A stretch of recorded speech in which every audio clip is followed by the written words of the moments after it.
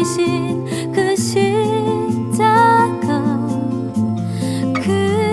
그것만이 나의 자랑입니다. 예수의 십자가,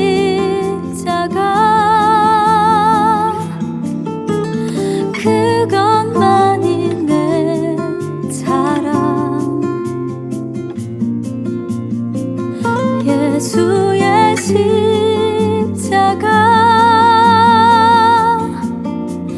그것만이 내 전부. 예수의 십자가, 그것만이 내 생명. 영원한 생명 거저 주신 그 십자가.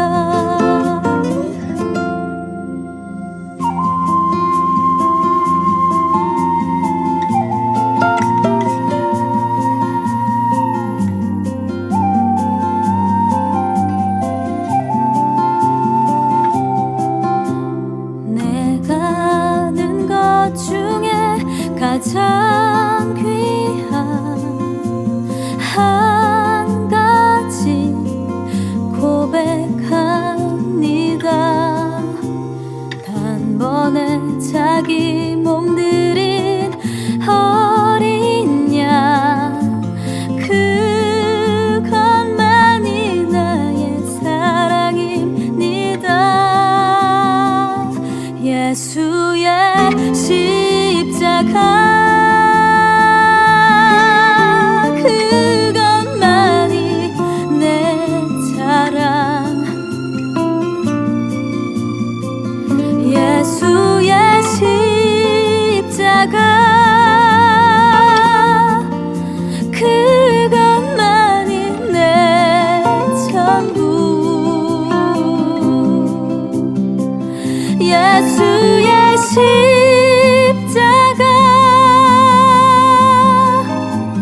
그것만이 내 생명.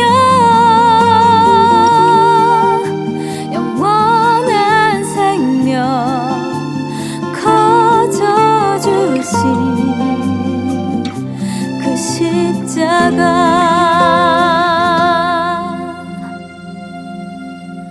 내가 가진 것 중에 가장 값진 한 가지 고백합니다.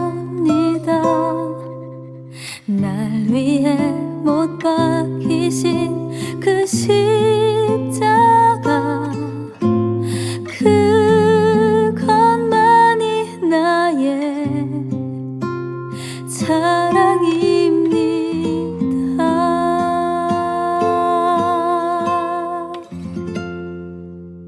하나님의 말씀 공독해 봅니다. 욥기서 37장 20절 24절 말씀 공독해 올립니다. 그런즉 바람이 불어 하늘이 말끔하게 되었을 때 그 밝은 빛을 아무도 볼 수 없느니라. 북쪽에서는 황금 같은 빛이 나오고 하나님께는 두려운 위엄이 있느니라.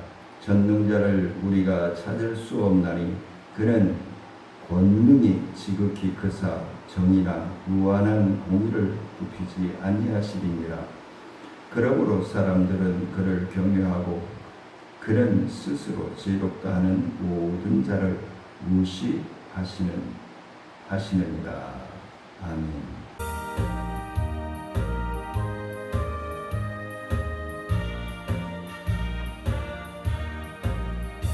참 즐거운 노래를 즐겁게 불러서 이 세상 사는 동안 주 찬양하겠네.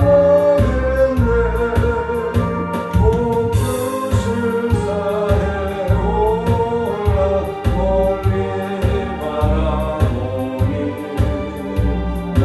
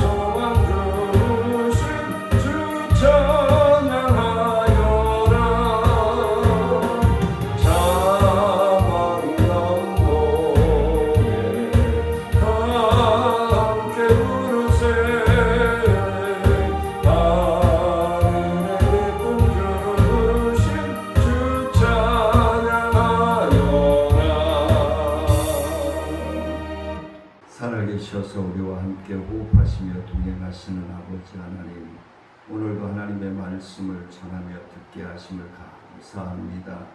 전하는 심령이나 듣는 모든 심령들이 하나님의 뜻을 분별하여 깨닫고 순종할 수 있는 믿음으로, 순종할 수 있는 건강함으로, 순종할 수 있는 환경과 물질로 동행하시고 부어주셔서 하나님이 살아계심을 확신하며 순복하는 귀하고 복된 자녀들의 삶이 되어줄 수 있도록 인도하여 주옵소서. 갈급하며 사모하며 예수님의 이름으로 기도드리옵나이다. 아멘. 어떠한 일을 결론을 내고 결과를 보게 될 때에 그 일들이 성실하고 깔끔하고 투명하고 정직하게 진행되어졌고 결과물이 나왔느냐에 따라서 그 결과물이 더 빛날 수도 있고 그 결과물이 쓸모없는 일이 되어줄 수도 있다라는 것을 말씀을 드립니다. 왜냐하면 봄에 농부들이 씨를 뿌려놓고 그냥 개지나 칭칭 삶을 살았다면은 그 농작물들은 결실은 있으나 결실이 그 잡풀들에 의해서, 그 필요 없는 잡풀들에 의해서 삼켜지고 알알이 제대로 연결지 아니할 것이다라는 것입니다. 하지만 씨를 뿌리고 그 농부가 열심히 땀을 흘리고 또 병충해로 예방하고 또 잡풀들을 잘 김을 매주고 관리를 하게 될 때에 그 결실하는 열매들이 주렁주렁 열릴 수 있고 탐스럽고 맛있게 연글 수 있다라는 것입니다. 그래서 이제 우리는 신랑으로 오실 예수 그리스도를, 나의 신랑으로 오실 예수 그리스도를 우리는 소망하면서 하루하루를 우리의 신앙을 점검하면서 하나님의 합당한 자녀답게 살아가야 할 이제 곧 심판을 받을 수밖에 없는, 심판대에 오를 수밖에 없는 그런 시기를 맞이하게 될 것입니다. 그래서 오늘 본문 말씀을 통해서 제목을 하나님의 심판은 그랬습니다. 하나님의 심판은 어떠한 일을 시작하면 결과물이 꼭 있게 마련이죠. 근데 우리 믿음의 생활이 지금 그냥 일반 그 미신의 행위처럼 예수를 믿는 사람들이 너무 많다는 것이죠. 그래서 물론 우리나라가 불교 유교 문화권에 들어온 기독교가 후발로 시작한 나라입니다만은 그래도 말씀 위에 우리 믿음의 선조들이 그렇게 본을 보이면서 삶을 통해서 보여주신 바, 그리고 선교사들의 헌신적인 믿음의 그 씨앗이 우리를 통해서 결실할 때에 참으로 아름답고 복된 결실이 되어야 되지, 쓸모없는 버려진 그런 민족, 그런 신령들이 되어서는 아니 될 것이다라는 것입니다. 그렇게 해서 오늘 하나님의 심판은 첫 번째는 고난 속에서도 하나님의 섭리를 우리는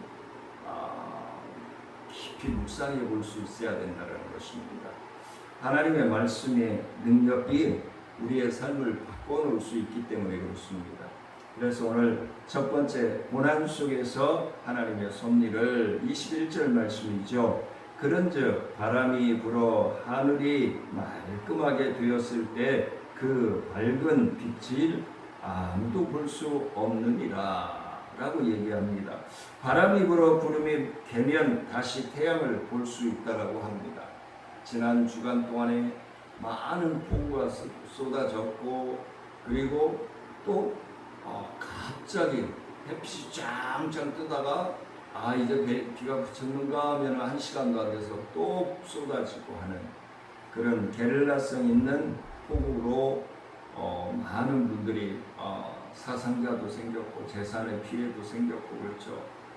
우리 동네만 해도 이 대로가 마장로 대로가 그냥 물에 잠기고 부평구청부터 상곡동에 있는 우체국까지 차량이 제가 동행 서비스 갔다 오다가 묶여가지고 못 나올 뻔했는데 하나님 은혜로 잘 빠져나왔습니다만 이게 이제 장시간 진행되면 어떻게 견디겠어요.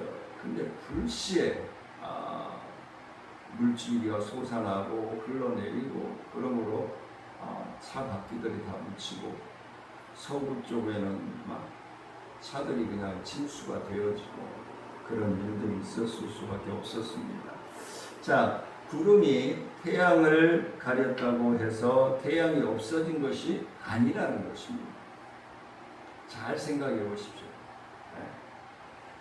구름이 태양을 가렸다고 해서 태양이 없어진 게 아니에요. 완전히 사라진 게 아니에요. 가려져 있을 뿐이에요. 태양은 그대로 빛나고 있어요.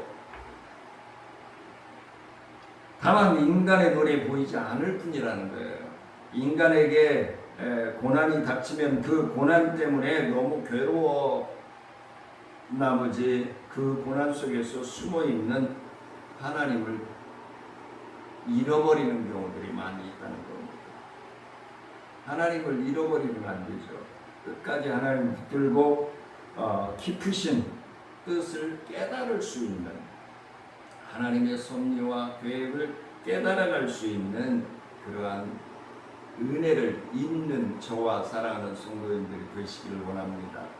그래서 마치 하나님도 안 계실 것 같고 세상 끝날 것 같죠. 예. 그런 일들이 일어나면 세상 끝날 것 같죠. 예. 산이 쉽술로 와서 그냥 집을 삼켜버리고 재산을 삼키고 그러면 하나님 없는 것 같고 끝난 것 같잖아요. 예. 근데 하나님의 자비나 은혜나 긍휼도 없는 것처럼 보일 수 있어요. 그 상황적으로 볼 때. 그런데 하나님은 여전히 계시며 선하게 역사하고 계시다라는 사실을 믿으시기를 원합니다. 이번 수해로 인하여서 피해 입은 가정들에게는 참 주님의 은혜가, 구원의 은혜가 충만하게 넘쳐나기를 원합니다. 그 고난 속에서 일어설 수 있는 하나님의 크신 은혜와 축복이 가정들에게 함께 하시기를 원합니다. 욥이 처한 상황이 그러했다는 것입니다. 이러하다는 것입니다. 아무런 죄도 범하지 않은 욥에게 갑자기 고난이 닥쳤고 욥은 욥의 아내와 친구들의 멸시와 정죄 앞에서 하나님께 공의의 심판을 요구했지만 하나님은 응답하시지 않고 침묵하고 계시니 얼마나 답답할 것입니까? 욥은 욥기서 23장 8절에서 이렇게 말씀합니다. 그런데 내가 앞으로 가도 그가 아니 계시고 뒤로 가도 보이지 아니하며 라고 얘기합니다. 얼마나 가슴 아픈 탄식 소리입니까? 앞을 봐도 보이지 않고 뒤를 봐도 보이지 않고 옆을 봐도 보이지 않는 하나님이라는 얘기잖아요. 얼마나 답답하면 욥과 같은 사람이 이런 표현을 할 수 있겠습니까? 우리는 구름이 걷히고 태양이 다시 모습을 나타낼 때에 늘 기다릴 수 있는 인내와 견딤이 필요합니다. 이것이 모든 성도들에게 적용되는 원리여야 한다는 것을 말씀을 드리는 것입니다. 예를 들어서 황량하고 거친 산속에서 살고 있는 새 한 마리가 있었습니다. 그런데 어느 날 갑자기 폭풍우를 만나게 됐습니다. 이 폭풍우에 휘말려 떠내려 가버리면 자기는 끝날 것 같아서 바락 힘을 쓰고 힘을 써서 날아보고 또 날아보고 자기 집을 잃어버리면 영원히 자기 집을 만날 수 없을 것 같은 생각에서 힘쓰고 애쓰고 발악을 해서 부딪혀보지만 태풍을 만나서 가다가 지쳐서 또 쓰러져 밀려나고 가다가 지쳐서 또 밀려나고 그러다가 이 새는 어쩔 수 없는가 보다.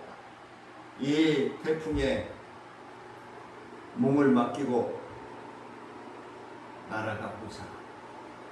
그리고 날아가서 태풍을 밀려서 날아가다 보니까 태풍이 조금 그 강함이 약해지면서 자기 스스로 날개짓을 할 수 있는 환경이 되어서 도착한 곳을 보니까 먼저 내가 살던 곳보다 더 풍요롭고 더 안락한 생활을 할 수 있는 환경에 자기가 도착했다는 것입니다. 사랑하는 성도님들은 어떻게 살고 계십니까? 지금 무엇을 위해서 애쓰고 부딪히고 디려받고 살아가고 있습니까? 하나님의 계획과 섭리 앞에 맡기고 삶을 살아가십니까? 아니면 내가 돈을 벌고자 발부둥 치면서 살아가고 있습니까? 명예를 얻고자 발부둥 치면서 살아가고 있습니까? 권력을 쟁취하고자 발부둥 치면서 살아가고 있습니까? 사랑하는 성도님들은 하나님의 계획과 섭리하심 앞에 순종하는 저와 사랑하는 성도님들의 믿음의 삶이 되시길 원합니다.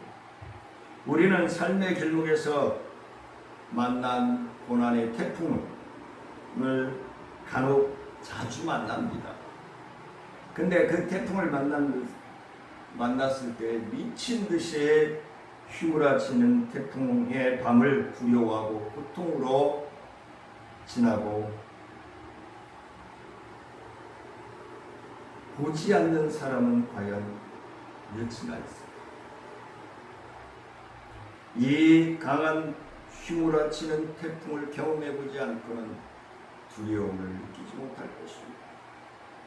그 고통을, 그 무서움을 제가 그랬다니까요. 북해동에 동행서비스 갔다 오는데 부평구청에 오는데 차들이 움직이지를 않는다. 좌회전해가지고 경찰서 앞에 왔는데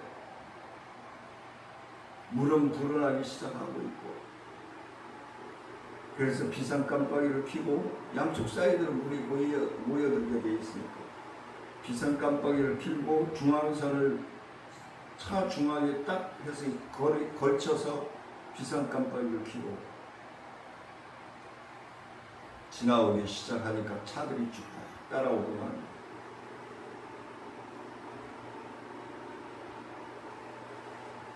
그때 찬란한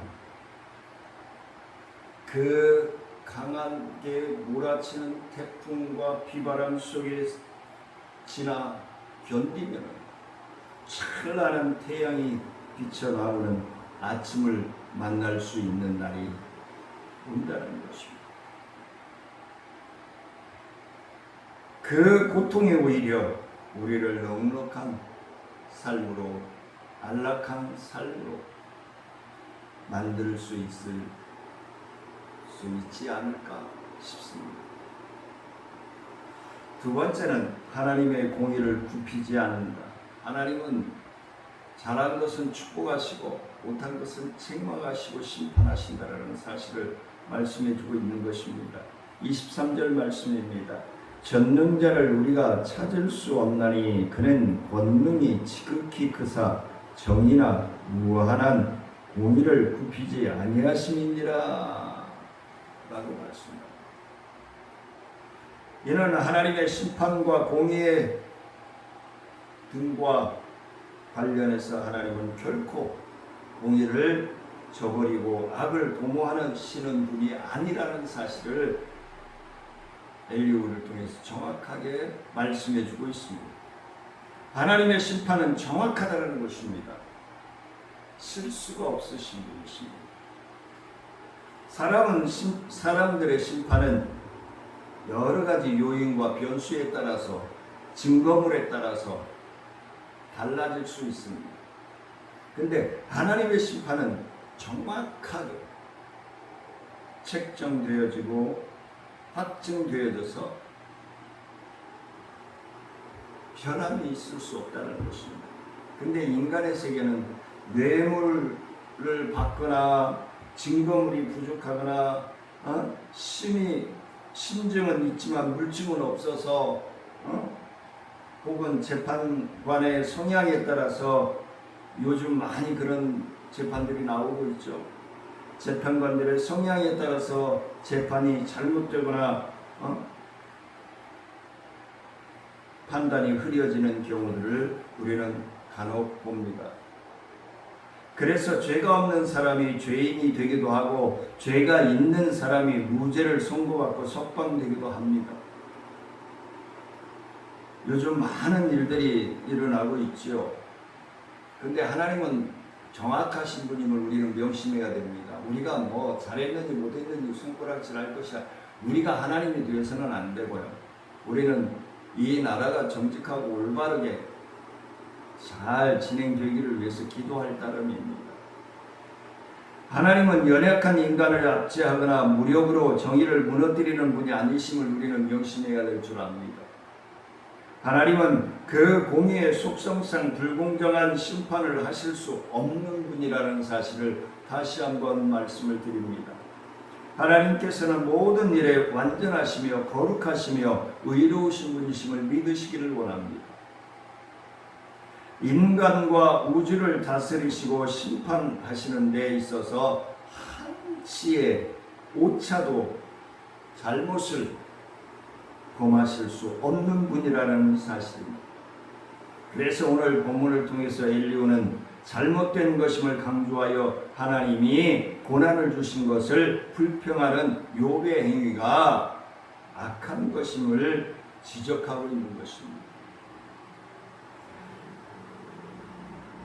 그의 말 자체는 전적으로 옳은 말입니다. 계속해서 지금 욥기를 강의하면서 말씀을 드리지만 적용의 대상이 달라야 된다는 것입니다. 범죄자에게 적용을 해야지 하나님께서도 인정하시고 무탈한 사람에게 적용한다는 것은 잘못된 것이라는 거죠. 그러면 엘리후의 시각과 욥의 세 친구의 시각과 하나님의 시각을 우리는 되돌아봐야 될 줄 압니다. 인간의 시각은 어찌할 수 없습니다. 자기 고정관념에 사로잡힐 수밖에 없습니다. 우리 아버지 하나님께서는 그 누구의 방해도 받지 아니하시고 인간을 공의로 심판하심으로 의롭게 하는 상을 주시고 악인을 벌하실 분이라는 사실입니다. 성경의 증언에 의하면 하나님의 심판은 하나님 앞에 놓인 행위의 책에 생명책이라고 요한계시록에 보면 생명책이라고 기록되어 있죠. 행위의 책에 기록된 대로 반드시 이루어질 것입니다. 그 생명의 책에 손으로 기록되어 있는 심령들은 상급을 받을 것이고 그 생명책에 불의로 기록된 자들은 심판을 받아 멸망하고 지옥에 떨어질 것입니다.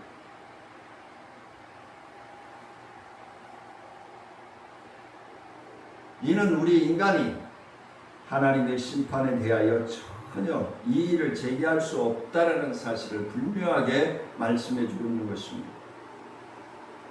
사람이 어떤 판단에 대하여 이의를 제기할 수 있으려면 그 판단을 뒤집을 만한 근거가 있어야 한다는 것입니다. 그런데 디모데전서 5장 24절 25절 말씀에서는 어떤 사람들의 죄는 밝히 드러나 먼저 심판에 나아가고 어떤 사람의 죄는 그 뒤를 따르나니 이와 같이 선행도 밝히 드러나고 그렇지 아니한 것도 숨길 수 없느니라 하고 분명하게 말씀해 주고 있습니다. 모든 사람의 선악간에 자신의 모든 행위를 눈으로 똑똑히 보게 될 것이다 라고 말씀해 주고 있는 것입니다. 숨길 수가 없습니다. 다 드러나게 펼쳐질 것입니다. 그래서 하나님의 의를 행하고자 하는 심령들은 상급을 받을 것이고 멸류관의 상급을 받을 것이고 하나님의 뜻을 거부하고 그릇되게 행한 자는 지옥불에 떨어져 고통을 영원토록 받을 수밖에 없다는 것입니다. 그러기에 자주 말씀을 드리지만 예수 똑바로 믿고 정신 똑바로 차리고 바로 믿어야 됩니다. 마지막으로 세 번째는 하나님은 알곡과 쭉정이를 구별하신다는 사실입니다. 24절입니다.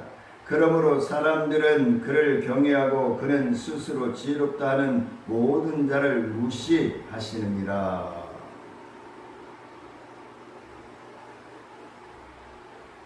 하나님의 돌보심을 받지 못한다는 것은 곧 하나님의 진노의 심판이 있다는 것을 의미하고 있습니다. 엘리후가 욥에게 이 말을 한 것은 스스로 지혜롭다고 생각하여 교만하여 그대로 행한 것을 하나님의 심판조차도 겸손하게 자기의 어리석음을 인정하라는 의미에서 주장한 것이 아닐까라는 생각을 합니다. 엘리후는 욥이 자기의 의의를 주장하는 것을 마음에 지혜롭게 여기는 것, 교만한 행위임을 얘기합니다. 엘리후가 보기에는 욥이 자기의 정의로움과 정당성을 주장하는 것이 교만함에서 나오는 거짓된 것이다라고 판단하게 된 것입니다. 그래서 공의로 심판하시는 하나님을 대적하는 행위로 보았다라는 것입니다. 엘리후가 욥을. 엘리후는 욥을 잘못 판단한 것이 분명합니다. 그러나 마음에 지혜롭다고 하는 자를 하나님께서 돌보지 않는다는 엘리후의 말은 진리인 것입니다. 하나님은 마음이 겸손하여 하나님을 경외하는 경건한 자에게 대하여서 완전하게 지켜주신다라고 말씀해 주고 있습니다. 베드로후서 2장 9절 말씀입니다. 주께서 경건한 자를 시험에서 건지실 줄 아시고 불의한 자는 형벌 아래 두어 심판날까지 지키시며 라고 말씀합니다. 돌아올 기회를 주시는 거죠. 회개하고 돌아올 기회를 주시는 겁니다. 사람이 불의의 사고를 당해 온몸이 다 깨어져도 하나님의 눈동자가 지켜보고 계시다는 사실입니다. 몸에 강한 어떤 그 보호 본능으로 눈에 제일 먼저 작용하기 때문에 그렇습니다. 그래서 노안이 오면은 40대가 되면은 모든 사람들이 노안이 온다고 하죠. 그리고 50대가 되면은 백내장이 온다라고 말씀을 합니다. 좀 빠른 사람이 있고 늦은 사람이 있기는 하지만 하나님께서는 하나님을 경외하는 경건한 자를 하나님 보시기에 눈동자와 같은 존재로 여기신다는 겁니다. 한시도 눈을 떼시지 않고 시편 말씀에 보면 주무시지도 아니하시고 우리의 생사하고 주관에 가시는 하나님이 사랑하는 성도님들과 오늘 이 시간에 함께 동행하고 계심을 믿으시기를 원합니다. 우리가 하나님 앞에서 자기의 죄를 자랑하며 교만하게 행한다라는 것은 그야말로 어리석이 끝이없는 노릇이 아닐까 싶습니다. 건방진 거죠. 까부는 거죠. 그런 것 같아요.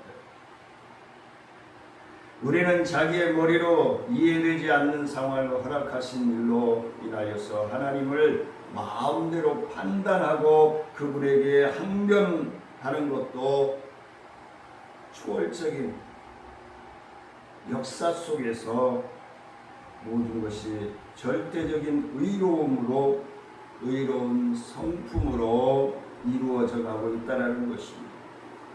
하나님은 지금도 함께 동행하고 계시고 운영하고 계시는 것입니다. 무엇으로? 의로움으로. 하나님을 인정하지 않는 교만한 행위를 하고 있는 자라 할지라도 심판날까지 끝까지 회개하고 돌아오기를 기다리시는 하나님. 우리 인간이 하나님 앞에서 가져야 할 바른 태도는 겸손함으로 순복하는 것입니다. 겸손함으로 순복하는 것. 하나님 앞에서 인간의 한계를 인정하고 하나님의 뜻이나 섭리에 절대 순복하는 것이 우리 인간의 합당한 태도임을 믿으시기를 원합니다. 그러므로 우리는 겸손과 순수함으로 하나님의 뜻에 복종하는 성품으로 회복되어지는 귀하 복된 하나님의 자녀들이 되시기를 주의 이름으로 축원을 드립니다. 은혜로우신 아버지 하나님 감사와 영광을 높여드립니다. 하나님 영광 받아주시고 주의 크신 은혜와 능력으로 충만하여지게 부족함이 없도록 역사하여 주옵소서. 하나님의 크고 위하신 사랑과 능력으로 충만하여지기를 원합니다. 하나님의 심판을 사모하고 갈급함으로 최선을 다함으로 행하는 기다리는 귀하고 복된 성도들이 되어질 수 있도록 하나님 역사하여 주시고 인도하여 주옵소서. 하나님 앞에 빈손으로 의지하냐고 주정금으로 감사헌금으로 선교헌금으로 구제헌금으로 드린 사랑하는 성도들의 손길과 하나님의 옷을 구별하여 11조헌금을 드린 손길들을 위해 한량없는 은혜와 축복으로 부어주시고 말라기서 3장 8절로 11절에서 약속하신 하늘의 축복을 받아 누리기에 부족함이 없도록 역사하여 주옵소서. 모든 것을 주님께 의지하며 감사하며 축복하며 예수님의 이름으로 기도드리옵나이다. 아멘. 지금은 우리 주 예수 그리스도의 은혜와 하나님의 크고 위하신 사랑과 성령님의 교통하심과 말하신 은혜와 능력의 역사가 하나님의 심판을 최선을 다하여 준비하며 지혜로운 다섯처녀처럼 예비하여 나아가는 사랑하는 성도들의 기도하는 제목과 믿음의 삶 위에 가정 위에 생업 위에 직장과 사업 위에 우리의 나눔과 기쁨 사역 위에 우리 행복천 사마켓 위에 우리 대한민국과 인천광역시 위에 이제부터 영원토록 함께할지어다. 아멘.